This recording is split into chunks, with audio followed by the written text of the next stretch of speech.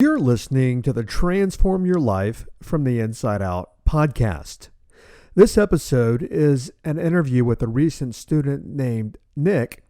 We talk about a lot of things, but primarily we talk about subconscious values and habits and self-talk and choice and how he's made changes in all these areas in his life and how you can too. Keep listening. Hi, I'm Jim Fortin, and you're about to start transforming your life from the inside out with this podcast. I'm widely considered the leader in subconscious transformation, and I've coached super achievers all around the world for over 25 years. Here, you're going to find no rah-rah motivation and no hype, because this podcast is a combination of brain science, transformational psychology, and ancient wisdom all rolled into one to take your life to levels you've never thought possible. If you're wanting a lot more in life, to feel better, to heal, to have peace of mind, to feel powerful and alive, and to bring more abundance and prosperity into your life, then this podcast is for you, because you're going to start learning how to master your mind and evolve your consciousness. And when you do that, anything you want then becomes possible for you. I'm glad you're here.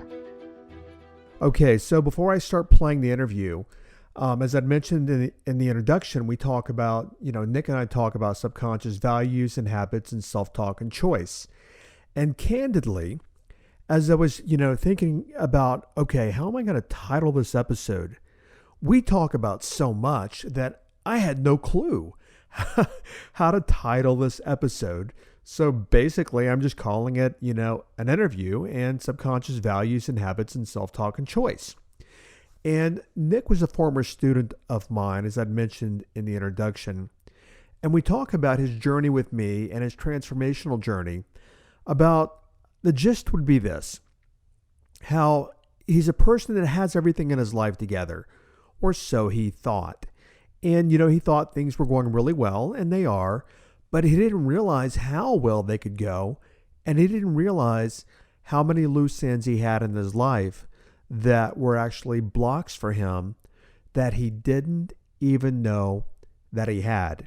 And as you'll hear very quickly into our time together, we focus a lot on 4 areas, and then other areas revolving around this or pertaining, or maybe even not pertaining, but there are things that I know you're going to find valuable. And we talked a lot about subconscious values and how he was wondering why he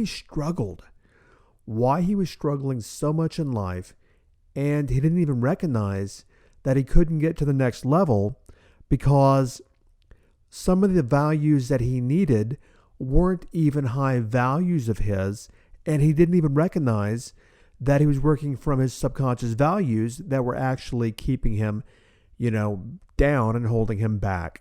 So we talk a lot about subconscious values and brain-based and subconscious habits. We talk about his self-talk, not recognizing how nasty he was in his own self-talk to himself. And we talk about the power of choice. So no matter where you are in life, whether, you're making $100 million a year or you're making, not a lot and you're getting by. The reason I picked this episode out of all the ones that I've done recently is because I knew there would be something in here for everyone. And I knew that pretty much everyone could relate. So anyway, I'm going to stop here. I'm going to play the interview and enjoy. And one more thing, please share the podcast. I'm sure you've listened to other episodes. Please share it with your friends and family. We're growing very quickly and we're impacting a lot of people. And I appreciate your assistance in reaching the amount of people that we have. Okay, thank you so much and enjoy. Okay, so we're visiting with Nick today. And Nick was a student in my recent transformational coaching program. And I wanted to visit with him. He didn't know why yet, because I pulled something out of a conversation we just had a few minutes ago about, as you probably already know, listening to the podcast, I want every episode to have a takeaway for people. I want people to be able to say, yes, that's me, or I can relate, or, okay, I can take that and I can apply it right away. So Nick, normally I start with a background on you, but let's do this first. Let's start here. Number one, thanks for thanks for doing this today. You're going to help a lot of people. So thank you for that. I'm happy to be here. Thank you so much for having me. I hope you're happy to be here. So I'm it wouldn't be all excited that to be great if here. you were like not happy to be here. I I'm was trying to like, contain my excitement level right now. This is great. I can't imagine that interview if you hate being here. But anyway, you had mentioned, we talked about some of the transformation that you went through, things that had happened. And I know a great place to go in our time together today, because you can accentuate something that most people have a challenge with, that in our time together in TCP, you found the golden key for you. And I've talked about it on the podcast, but let's go to habits. Okay, let's talk. And guys, for those of you listening, you can't see that he's grinning. He's like, yeah, let's go there. So let's talk about habits. And what's your thought? Okay, what was your thought on habits prior to working with me, and thought on habits now? And we'll dig into that. I'm not sure if there's a bigger gap on what I thought before to what I understand now. My habits, I thought I had my habits dialed before meeting you and working with you. Nick, hang on. And like I've said before, for everyone listening, I'm going to interrupt because I want to take things apart as we're talking. Okay. So let's go there. So remember where you were, put a mental place marker. You said you thought you had your habits dialed in. Let's go there first. What does that mean? What did you think? I looked at my life and where I was at that point and thought, I'm a fit guy. I go to the gym all the time. I can stay disciplined in those kind of things. I can stay disciplined in the way I treat my body, what I put on my body, what I eat. I could get up at the absolute earliest hours in the morning and hit the road to go fishing, meet clients, whatever the day called for. I had a lot of things that I really, really had a good habit behind. And I thought that was translating through pretty much everything that I was doing in life. Yet I still felt myself struggling in business in certain areas for some reason. And it was really kind of it was a tough correlation for me to get, because I thought I was just so good at laying out what I needed to do, developing habits and going for it. And I was still struggling. Okay, let's go here. Yes. And a lot of people, so I'm talking to people listening that, and I hear a lot of this, and you've seen this in our time together. People are like, I might work with him, I might not. I have my stuff together. And then they work with me and they're like, oh my God, I didn't realize that I didn't have my stuff together, especially when people are like, I thought I was a consummate personal development person. And then I work with you and I find that I'm a victim. But so what did that mean for you in terms of, you thought you had it all together, meaning you had a pretty good life, pretty good business. You tell them what you do, by the way. Well, I am a professional fly fishing guide. That's a big part of what I do. And from that came some ideas for some products. So I'm a product-based guy. I have a fly fishing apparel line, and I also have a natural beard care line as well. Okay. So a little bit, they sort of relate, but not completely. And I felt a little bit different being a product guy coming into the program, but I knew that there was still an absolute wealth of information that I was going to take away from working with you. And I absolutely did. Yeah. So let's go back here. And we're going to tweak that a bit, a wealth of information, because as you've recognized, getting change is not information. It's literally, he's nodding, you're right. You're nodding that you understand that. It's integrating information and living the information. But let's go back for everyone else where I interrupted you, is you thought you had it all together. I mean, I can get up at 5 a.m, blah, blah, blah, to continue the story. So, gosh, where to go from there? So I thought I had it all together. I thought I knew the processes. I thought I could just will my way into having a better life. And I saw where I wanted to go and what I wanted to accomplish, but I wasn't getting there. And the bridge from where I was to where I wanted to go, it didn't seem, I couldn't find anything tangible. I couldn't draw any lines to why I wasn't accomplishing the things that I wanted to accomplish. And that was unbelievably frustrating for me. Mm-hmm.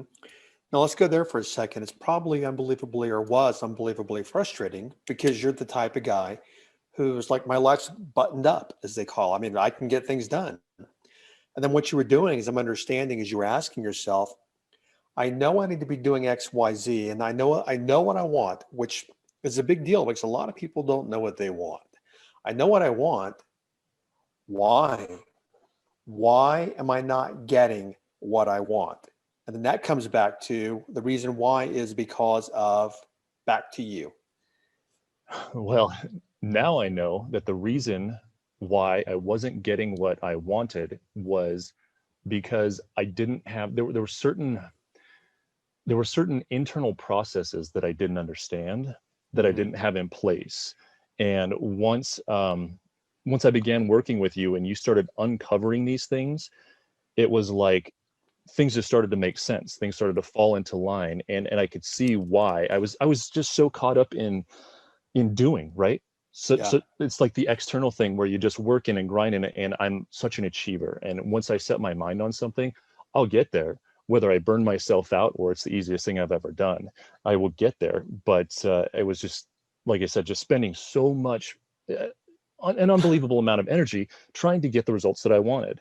And just coming into work with you and having those interactions with you and your program, it just really just started to draw those connections that I can act and act and act as much as I want. But if I'm not being and not doing the inner work and not understanding the subconscious game, it's just not going to get you anywhere. Yeah, I was spinning my wheels, and you uncovered that clearly for me. Yeah.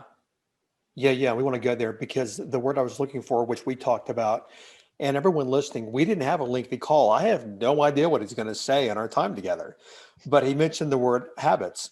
So, as you've heard me say, and you've fully, I think, immersed yourself in, we don't get what we want in life. We get our habits. And then, as you just alluded to, as we do in the program, and I teach in the podcast and everywhere else, is our habits are all brain based and they're subconscious. They're subconscious paradigms. So I can sit here, every one of you listening, no matter where you are, whether you're sitting on $100 million or you're scratching your broke rear end, doesn't matter because you got there because of your identity and your unconscious paradigms and your brain-based habits. And you can hope and wish and want and pray all day long, but like Nick's talking about here, but until you change that, you're going to work yourself into the ground and nothing's going to change for you because he used the word, I'm going to will my way. Now, what's your take on that now that you've been with me, as opposed to what it was? Well, I'm just going to make it happen. And what's your take on that now? Well, kind of like I alluded to a moment ago, it's such an unbelievable waste of energy to try to Yeah. will your way into something that you're not. You the magic of you uncovering this subconscious game and this whole thing was literally the key to vaulting forward in seeing that what I want to achieve, what anybody wants to achieve is really attainable. We've just been going around about it the wrong way. And I mean, I want to even talk about values. We had a Let's wonderful go. discussion. Let's dig in, Nick, because I'm like, okay, where the heck do we go next? So let's help me. You talk values. Let's go. Well, that was one of my favorite subjects to talk about was when we got into values and Yeah. realizing that as a business owner and an entrepreneur, money wasn't even on my radar. I mean, that was an absolute shock to me. I thought, again, going back to the beginning of the conversation, I thought I had it figured all out. I thought I had the habits in place. I thought I was doing the right things, but I didn't even value money. How am I supposed to make money if it's not even in my values? I mean, I would be shocked if I had it in my top 10 at the time. Yeah. So everyone listening and people's time with me, and it's a transformational coaching program, and I don't want to overly gratuitously promote, so I'm trying to be careful in what I say. But we discover unconscious values. We go through a process, and so many people are trying to create something in life, but it's not aligned with their values. And because it's not aligned with their values, they think they want it, and then they're like, why? Why am I spinning my wheels? Why can't I get from point A to point B? I want to go to point B, but I just can't get there. Now, well, as Nick knows, and I want to expand upon that. So until you align which we call the inner alignment in our work together the very first week, until you align who you are at an identity level with the external goal that you want to create, it ain't going to happen no matter what you do. Now, in your experience, and you've had some time now, months to process our time together and you're using it, you want to expand upon that in any way so people listening can say, boom, I get it. Okay, now I can relate to the guy. That's been my hurdle the whole time. Yeah. Could you repeat the question for me? Just a little more concisely. You can let's edit do that this. part right there if you want to. No. Let's do this. Just keep talking about values and how you use them. I think it's really important. And again, correct me if I'm wrong, but what I've picked up is that I was just not operating through the values that I needed to accomplish the goals that I wanted to accomplish. Some examples. I'm interrupting because we're both moving totally fast. fine. Yeah, give us some examples if you can. I thought, I'm trying to think back to the exercise. I want to say freedom was definitely a top value. Gosh, I wish I could pull them out right now. It just, there was a few things in mostly regarding freedom. Nature, I believe, was one of them, which is a huge thing for me. But there was a real lack of business value and monetary value up there. And guys listening, I apologize, I'm interrupting because he hit something big. And if I don't hop on it, I'll forget. Okay. We're going to talk about business values, and we're also going to talk about you work in the outdoors for a living. And notice what Nick just said. He goes, one of my values is nature. Did you say nature or outdoors? You said, okay, nature. I think I said nature, but being outside, okay. Nature, enveloped in it. Mm-hmm. So it automatically dovetails that what you do for a living dovetails with your identity and your home, because we only work from our values. Everyone listening, we literally are driven by our highest values. This is why, only as an example, people that have certain values vote Democratic. People that have other values vote Republican. That's it. It's not political. It's just we vote our values. We live our values. So I would assume for a lifetime, one of your highest values has probably been nature. And as a result of that, if I put Nick in an office and a coat and tie on, he's laughing already, he would shoot himself. He would hang himself. He's like, I can't do this. Why? Because it's not aligned with his highest values. Then what we go to is if he's wanting to build a business, but values aren't even a high value. I mean, he's wanting to build a business, but money is not a high value. Then how can he build a business? Back to you, Nick, and dig in and go wherever you want. That's great, because I couldn't. That's my answer. I couldn't. I didn't value money. I couldn't build a business. I was building a hobby, something to fill my time, something that I could create a little income and then put that income right back out again. It was just a cycle, right? Money in, money out, money in, money out. Yeah. And it was a vicious cycle, and a lot of us are stuck in that cycle. Yeah. And this is the part where I was like, correct me if I'm wrong, but it seems like I can realign my values, and that's what you've helped show me, because I didn't know. It was a subconscious thing that I didn't value money, and I didn't value the business, and I didn't value the systems in the business, and I didn't value myself. I didn't value receiving, and I can't really give if I'm not good at receiving as well. But I feel like I've learned that if I know what I truly want, I can really work subconsciously and realign my values. So I don't feel like we're stuck in those values. And I've done a lot of work to realign the values that I think I want, that are aligned for me, and they're lining up with my business a lot more. And I'm feeling and experiencing a lot more freedom than I had previously 6 months ago. Absolutely. Yeah. So everyone listening, let me recapitulate. So what he did in our time together, and we all have to do this, is if we're not getting what we want, many of us are not living our life by what we value. We're living our life by what we think other people value. Meaning, for example, if I said, you know what, Nick, I'm going to make you famous, and you're going to be able to buy a Ferrari, but you can't go to the mountains anymore. You can't go fly fish, but you're going to make a lot of money, but you can't go any more nature. Would you take it? Oh man, would you want I don't that? think I could. I just couldn't do it because it's not aligned with what I truly value. I feel like even driving around in the Ferrari, I would feel dead inside. It's just not aligned with who I I feel like I am. That's where we wanted to go for everyone listening. That's why most of you are stuck. And we have the whole gamut of people listening. Some are highly motivated, some are not, some are learning, some at all phases of life. And this is why those of you that are doing well, but you're stuck, I can't say this is why, but this is probably why. It's because your unconscious values. And Nick, you didn't get up every morning prior to meeting me and say, well, what are my unconscious values today? Let me think. Nope, he didn't do it. He's nodding his head. No. And everyone listening. So what's happening most likely is your subconscious values are running counter to what you think you want. And it's literally like being on a roller skate and two roller skates, and one going one direction and one going the other direction. And you're going to break your rear end because you're not, you're going to do what Nick did, who's the consummate doer, and that he always tried to do and then wondered why he's wearing himself out. Okay, let me segue from the podcast for just 1 minute.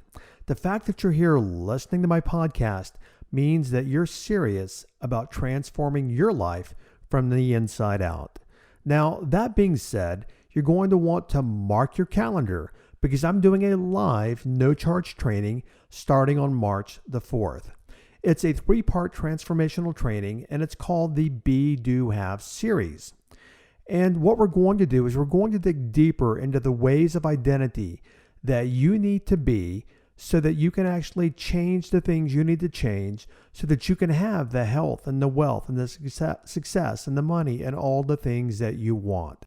So whatever you do, mark your calendar for March the 4th, 3 p.m. Central Standard Time, and visit jimfortin.com/be2have.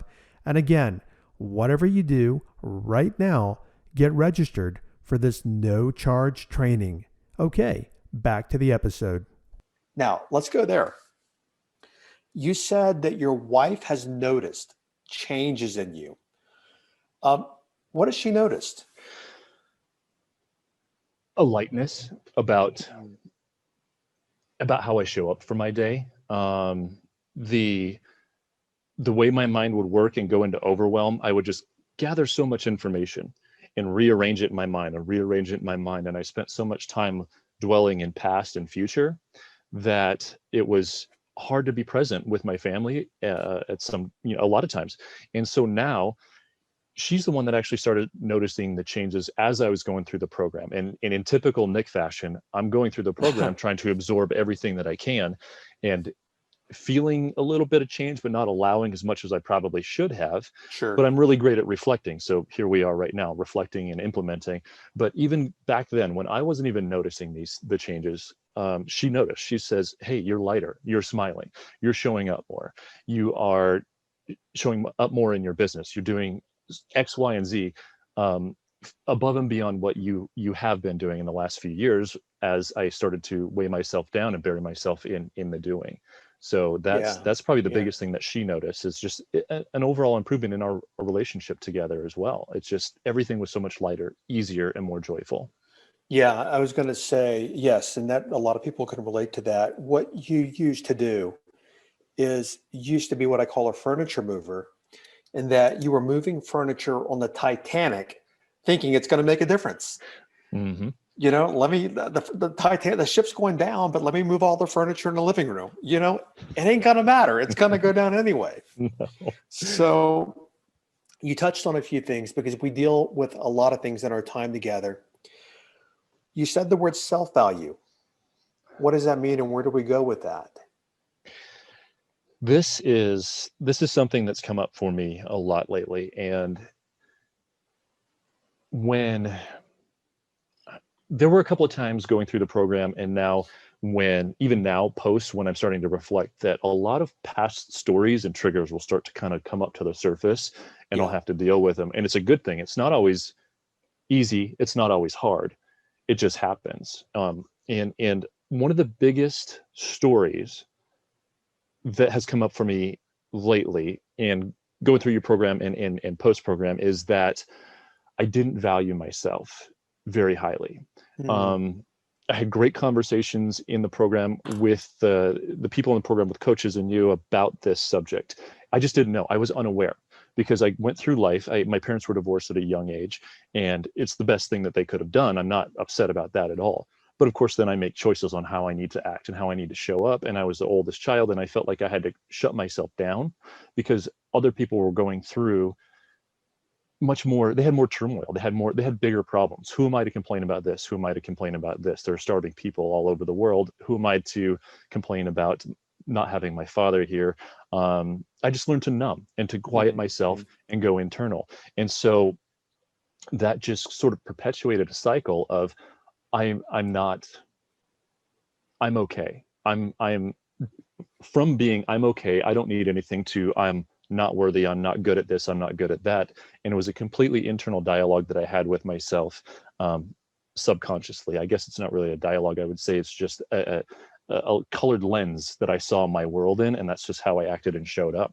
And if you would have asked me pre-program, if I had a low self-worth, a low self-esteem, I would have said, no, I feel fairly confident. I was great at putting on the facade. Sure. And that came to light.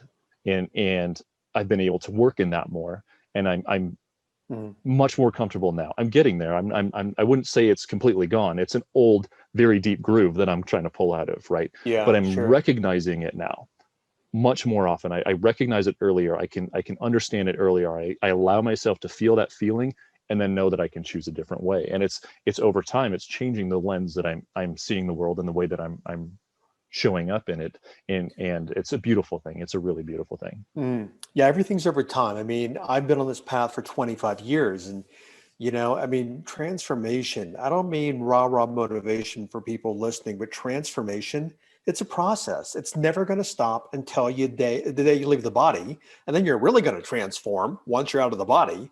But it's a lifetime thing. Let's go back here. I've watched your videos. You did a couple of lives. When I say videos, everyone listening, we are a very, very active community, a very tight community, very like-minded community, people that I work with. And many people, by choice, shoot Facebook Lives. And here's what I'm dealing with. And here's what I went through. And here's what I learned. And my day's freaking upside down today. And, I'm using tools to pull out of it, et cetera. I've watched your lives. You have kids, right? Mm-hmm. Correct. Okay. Now, you don't know where I'm going to go. I haven't told you this earlier, and I don't know. And maybe none at all. Do you find that finding more self-value and worth in yourself has affected the way that you parent? Yes, I would definitely say it's affected the way I parent. And I would say on even a couple of levels. The most noticeable is how I'm showing up in life. We kind of touched on this just a moment ago, but if I show up better in life and I'm treating people better, they're going to see that. They copy what we do as parents. We're their models for them. And so if I'm showing up in joy and in lightness and in freedom and building a business and loving on my wife and loving on my children, it's going to create it's a generational expansion for them and their kids and their kids. It's doing this work will just instill such great things into your kids and their kids and their kids. I don't even know what else to say about it, because that literally is a beautiful thing. It almost brings tears to my eyes.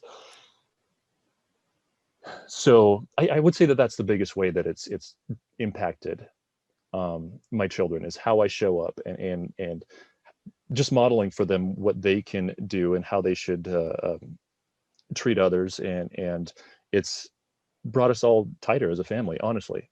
Mm. So what I want to take out of that, thank you, is being a better father, which I think working with men and women are always worried about, am I a good enough mother? And dads don't express it as much, but am I a good enough dad? Am I doing everything right? Am I the good dad and the good husband? And really, I think what you're demonstrating, that being a good dad is obviously about providing, but that's where most men place their value, is I'm the provider. And as long as I'm doing that, then I'm doing a good job and then I bring value.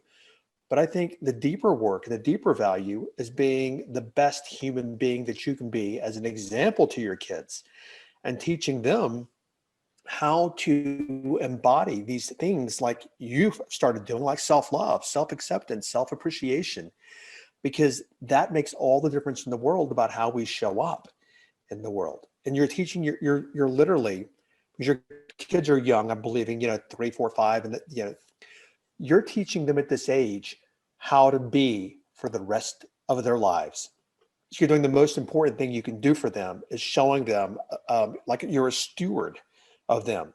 You're showing them like the most amazing path that they can walk on in this lifetime. Okay. Give me some examples of what it would feel like to not value yourself highly. I'm sure there's some self-talk that went with that. You touched on a little earlier. What things would you say to yourself now that you look back and you're like, I didn't value myself? Oh, it's honestly, Jim, this is completely embarrassing. And I could start, there's one example that would come up often.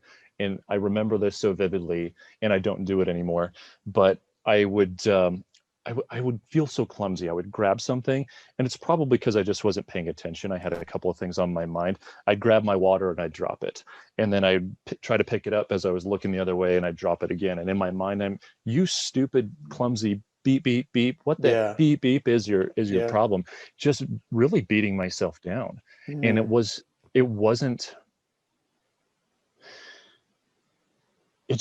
so automatic. It was so automatic. It's startling that that it took something like the program to show me how awful I was being to myself.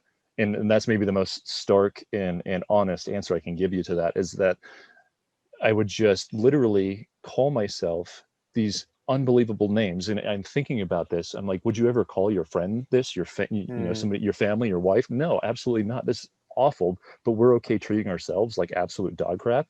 It was startling. Let's go here. It's the same question, but a different direction, different way to ask. So you're saying these things, but how did you feel about yourself saying those things? I feel like it was almost a self-perpetuating cycle, because I would feel stupid for the thing that I did. I would beat myself down verbally for doing whatever happened. And then I'd feel bad about feeling bad, or about calling myself the crappy name. And so it's like, I could create such a spiral with it. It's self-perpetuating, and it just was a vicious cycle, and it went around and around and around. Yeah. Yeah. And the thing is this, because it's unconscious, we know it's happening, but we're not fully cognizant of the depth of it and what we're doing and the implications of what we're doing. And now you see that. You said something, and everyone says this. I say it all the time on the podcast and everywhere that I speak and things that I do. And it's so simple, but it's so nebulous for a lot of people. When you said, how I show up, 4 words, how I show up. What do those words mean, how you show up? To me, I would say that how I show up is the way I choose to, how I show up. Take your time, because take it apart, even if you're in front of a room lecturing people and doing a presentation. What does that mean? How I show up? That's a big idea, because it's understanding that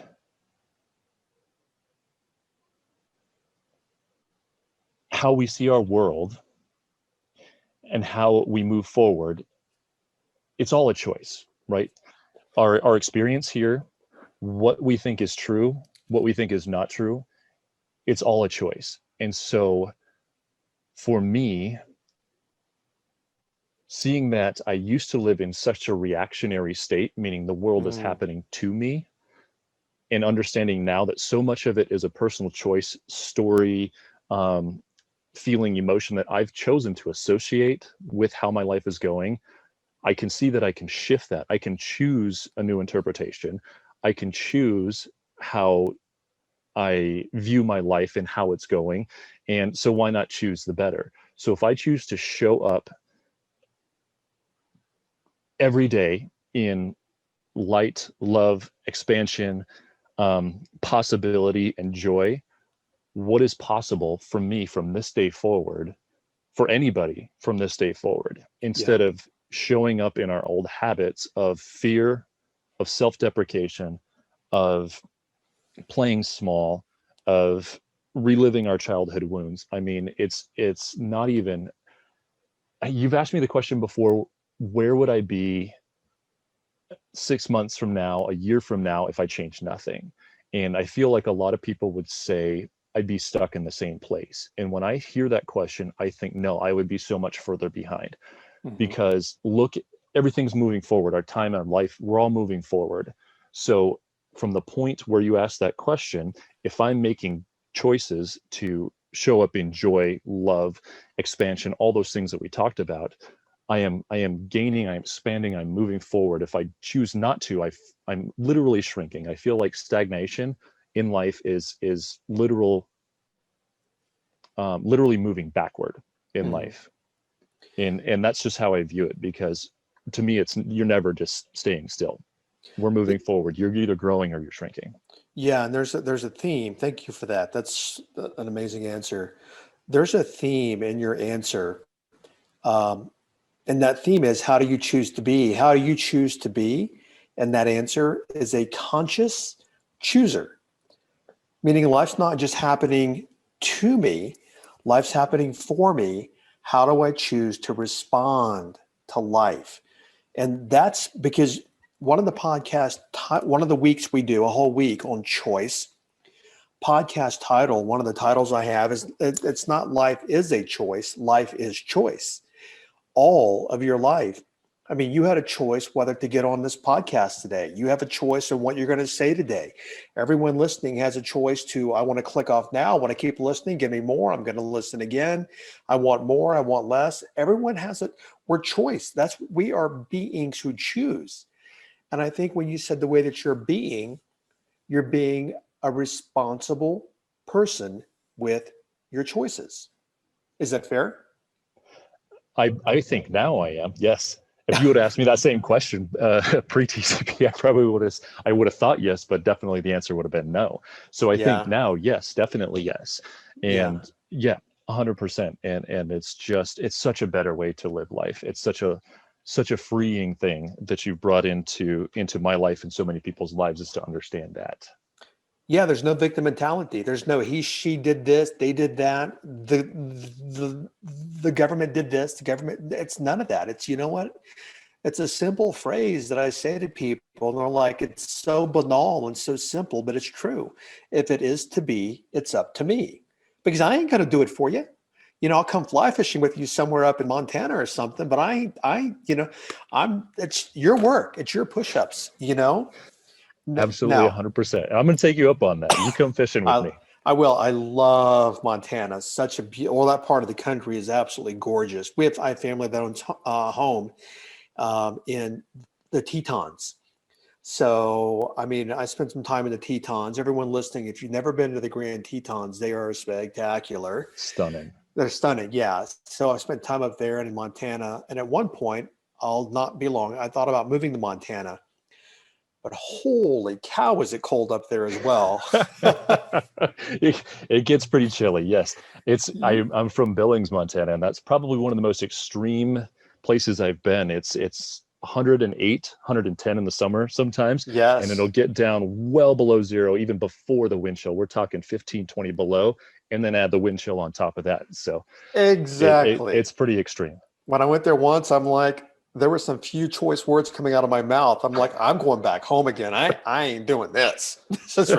What idiots do this? Yeah. The first time I brought my wife over for Christmas to meet my family, my wife's mom was asking if she was going to die, because it was like, there had to have been 2 feet of snow and it was -20 for the high. And she's like, do people actually survive this? So everyone listening, we're here. Yeah, everyone listening, if you ever get the chance to go to Montana or that area, go to Montana. It's an absolutely beautiful place.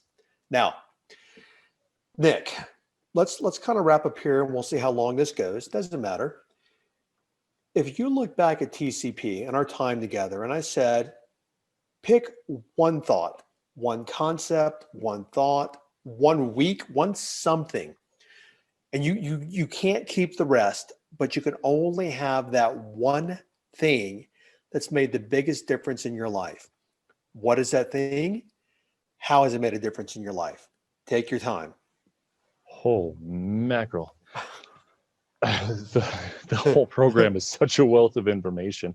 I mean, the email said to pick something that was your biggest takeaway, and I've got an entire page of notes here of what my takeaways were. I would say, let's see, how do I make my answer a little bit more concise? I would say that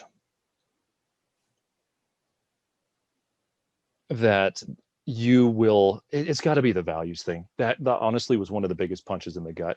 If you're being a business person and you don't value money or your business structures, if you're, whatever you're wanting in life, if your values don't align with your desired outcome, it's not going to happen. That's plain and simple. I don't know how else to say it. That, I think, maybe was one of the biggest punches in the gut I could have gotten in the program. And it was a beautiful thing. So final answer. Yeah. There you go. Okay, well, let's go here for everyone listening. So let's go two directions here. And Nick, feel free to chime in. Is that and I used to be the same. I mean, I used to say, I love what I do for a living. I don't care about the money. And I recognized that I wasn't valuing money. But how can I be an entrepreneur and build a business if I don't care about money? And then how am I going to attract money and act in accordance to attract money? And that's why for many years I was doing okay, but nothing like I'm doing now or impacting the amount of people. So if we're in business, we have to have values consistent with financial expansion, right? Correct. Okay. Now, let's look at the amount of people that don't have any money. What do you think their values are? Oh, man. I think people who don't value money probably value things like security, safety. Let's go here, though. No, those are all fine. But for example, I was watching something, and there were some people being very judgmental. There were some people, it was about a very impoverished area. And it was about Indian reservations. And somebody said, there was this person being interviewed, and they said, well, you drive by some of their places and their old shacks, and they don't take care of them, and there's curtains flying out the window, and meaning, just the windows are open and the breeze and everything else. And I thought, there's many reasons, there's multiple reasons, but these people on the reservations, they don't have any money. I mean, it's like the lowest income group in the United States, I believe.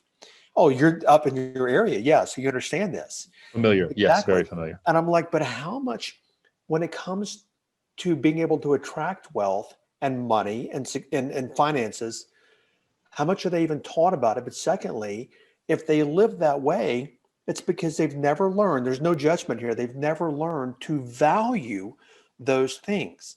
And if you don't value those things, there's no way you can have them in your life or bring them into your life. Same thing with Nick and everything he does and everyone listening. And Nick, feel free to chime in, is that he's in health and he's in good shape and everything. These are values to him, because if he wouldn't be doing the things he needs to do to build the body if he didn't have the values to do it in the first place. Anything you want to add, Nick? Absolutely. And it's by no fault. I think about my parents, and I think about the things I was taught growing up and going to church, and culturally, it's not really, I can't fault myself for not valuing money. I was taught these things, and I just took those on as my own views. And now I know that they weren't my own views. It was just something that I learned that I thought was reality, which turns out that we're just making stories, judgments, and interpretations in our feelings, or living through our emotions. And that's what colors our world. But just like the reservations that we were talking about, I can't fault them. I can't fault their parents. I can't fault their generations before if they weren't taught that value. It's just something that was so subconsciously ingrained in me and so many, that money is evil or money is bad, or to even want money is a bad thing when we're in business to make money. Yeah. So to synopsize that, if you don't value it, you're not going to have it. Plain and simple. So you look at your life, everyone listening, what you have, what you don't have. If you don't have it, it's because you don't value it. And if you don't value it, it's because the way I started this call is you don't have the subconscious paradigm, meaning in your subconscious paradigms, you don't have it. And in your value system, you don't value it. Therefore, you don't do the things you need to do that you, air quote, know you need to be doing to create it. You wrote something down there. Okay, that's your final thought for today. You get one final, the audience is yours. You reached over there, something hit you. What are you going to share as a parting thought?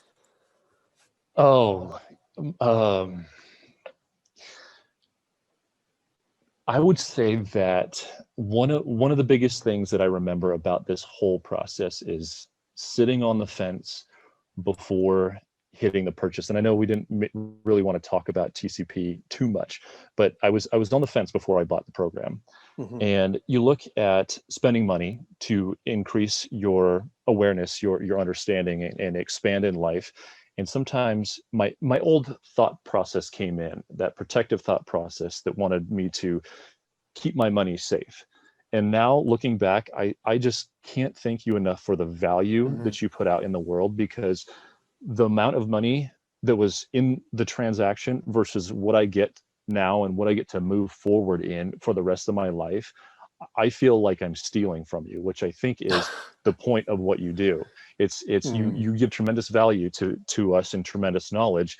And that is just something that stuck out in my mind. And it's stuck with me since day one of this program, since day one of talking to you and talking to everybody in the room and the coaches. It's just been a phenomenal process. And I will continue to be exponentially rewarded for the rest of my existence here on this planet and beyond.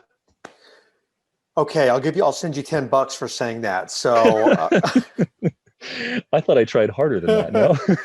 All right, I'll send you 20. Nick, thank you for sharing today. Thank you so much. When we started, I'm like, I don't know where it's going to go, but what you touched on, it applies to all of us and all of our lives. And it's really pretty simple once we recognize and we take it apart like we do in our time together. It's literally us that's preventing us from having exactly what we want in life, no matter what that is. So again, a big hug to you, and thank you so much for visiting today. Back at you, sir. I'm so grateful for this. I had a great time chatting with you. Thank you, Jim. Thank you. Thank you for listening to this entire podcast. If you're the kind of person who likes to help others, then share this with your friends and family. You know, if you found value, they will too. So please share via your social media channels. Also, if you have questions, I'm here to assist. You can email me questions to support@jimfortin.com, and I may even use your question for a future podcast episode. Also, if you want transformational content like this daily, connect with me on Instagram. My Instagram name is I am Jim Fortin. Finally, I do have a personal request. I believe that we're all here to help others and to grow and evolve ourselves. Together, you and I, let's help more people. If you would please leave a review on iTunes, and a good one, by the way. I'd be grateful, and through your assistance together, we can transform more lives. Thanks for listening.